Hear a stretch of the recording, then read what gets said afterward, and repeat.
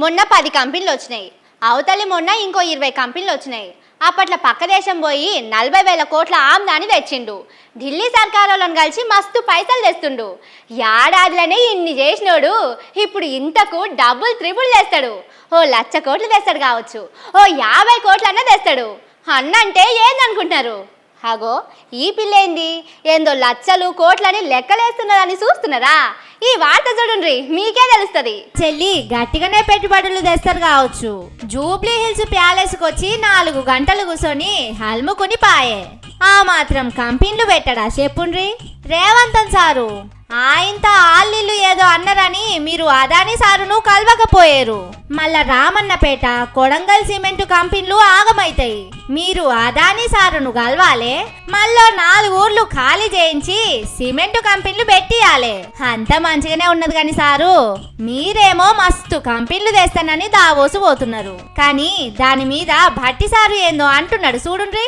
Davos లో జరిగేటువంటి MoUs అన్ని కూడా ఎక్స్ప్రెషన్ ఆఫ్ ఇంట్రెస్ట్ మేము మీ రాష్ట్రంలో పెడదాం అనుకుంటున్నాం అనే దానికోసం ఎంఓయూ. కానీ ఇక్కడ మళ్ళీ మేము న్యూ ఎనర్జీ పాలసీ ప్రకటించిన తర్వాత we will call for the open tenders. ఆ ఎంఓయూ చేసుకున్న వాళ్ళైనా ఓపెన్ టెండర్స్లో రావాల్సింది. ఎవరైనా ఎంఓయూ చేసుకున్నంత మాత్రం ఆయనకి ఇచ్చేదేం లేదు. కాకపోతే ఆయన ఇన్వెస్ట్ చేయడానికి ఆయన రెడీగా ఉండడానికి తెలుస్తుంది తప్ప ఎంఓయూ చేసుకున్నాడు కాబట్టి ఇస్తామనేది లేదు ఎక్కడ. It is not a binding factor. ఇంతసేపు ఎంత మొగులు మీదకి ఎక్కించిన మిమ్మలను భట్టి సార్ వచ్చి అంతా ఉట్టిదే చేసిండు. దావోసుకెళ్ళి పట్టుకొచ్చినాయి అన్ని ఉట్టియేనని చెప్తుండు. మరి ఆ ఇంత దానికి మీరు ఇన్నిన్ని కోట్ల రూపాయలు పెట్టుకొని అంత మందిని వేసుకొని పోడెందుకు సారు? అసలే రాష్ట్రం అప్పులుండే. మీరు కడుపు కట్టుకొని నోరు కట్టుకొని పని చేయబడుతుంది. ఇచ్చిన హామీలు అమలు చేసడానికే పైసలు లేకపాయే.